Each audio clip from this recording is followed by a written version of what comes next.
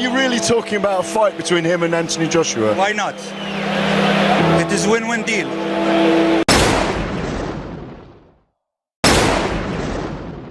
A complete change of events, my friends.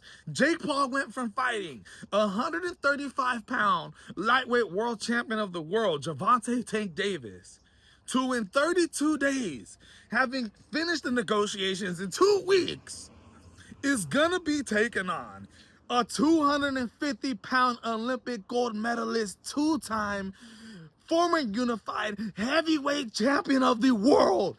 Yes, I mean, dude, there's nothing that we can say about Jake Paul anymore if you're saying he's not fighting a fighter, not a real boxer, or not stepping into the ring with people that are in his level. Well, that is completely gone.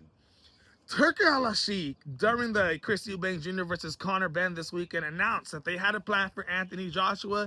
The plan was that he's supposed to return in February with an absolutely huge fight and then come back in September, 2 fights in 2026, and supposedly give us the greatest heavyweight boxing fight that we have ever seen in history. If anything comes to my mind, if I could think about anything, it's a fight with Tyson Fury.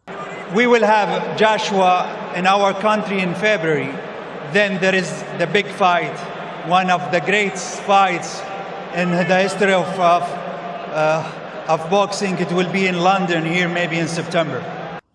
But on December 19th, Anthony Joshua in Florida, and guess what? This is not an exhibition fight. This is the real deal.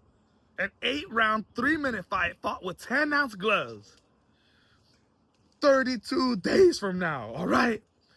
When you think about who Jake Paul was supposed to face, the guys that he's been training with, Ray Ford, Shakur Stevenson, Keyshawn Davis, these guys have went to Jake Paul's camp to train him and get him ready for Gervonta Tank Davis. Well, dude, you are no longer facing a 135-pound fighter no more. It's time to get heavyweights, 230, 240, 250-pound guys in the same camp as Jake Paul.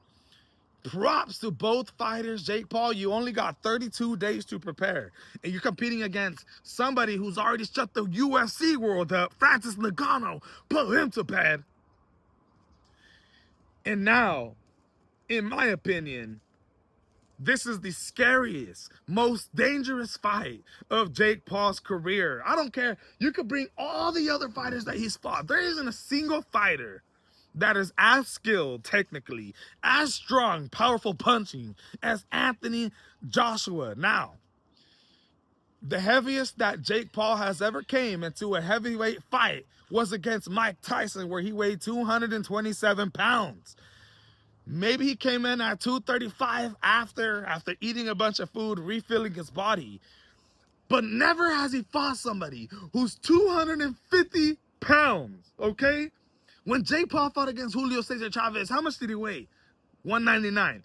When he fought against Mike Perry, what was the weight set at? 200 pounds.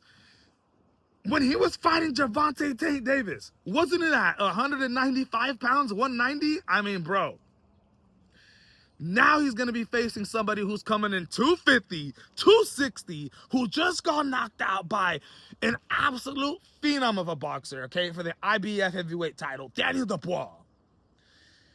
And now, in my opinion, is taking a step down, but taking a step up when it comes to money gain and stardom. Because, of course, this fight is taking place on Netflix, dude. Every single person in the world who watches it in UFC is gonna watch this fight. Because why? We've seen Jake Paul knock out Nate Robinson. We've seen him knock out Nate Diaz. Not knock him out, but put him down, put a beating on him. We've seen him put down Anderson the Spider Silva. We've seen him put down Mike Perry. We've seen him put down Ben Askren. Okay?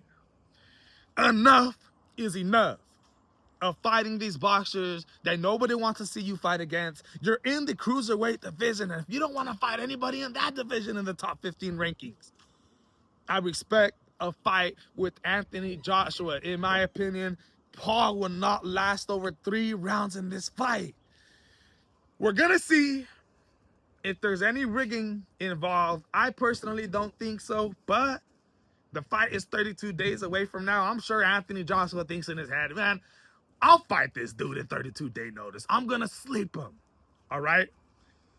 I personally think Anthony Joshua is going to go in here and knock out Jake Paul, but shout out to Jake Paul for making this fight happen. In my opinion, fighting somebody who actually has respect behind his name. Gonna be very interesting if Jake Paul, for some reason, knocks out Anthony Joshua. I don't know, man. It'll be the craziest thing ever. And not only that, but he will have then shut down Turkey's plans of having Anthony Joshua return in February and then return in September against Tyson Fury. Jake Paul has the opportunity to shut that down. And in my opinion, wow, wow, wow. Could you imagine Jake Paul winning that fight? Oh my God, the boxing world will go crazy. Jake Paul will go crazy. I can't wait, my friends. It's fight week. David Benavidez versus Anthony Yarde, Brian Norman Jr., Devin Haney, UFC, Armin Tsoukian, Dan Hooker, Ian Gary versus Belil the Dream Muhammad, my friends. What a way to start our day. The breaking news, Jake Paul versus Anthony Joshua, December 19th, taking place in Netflix. Non-exhibition fight. Let's go.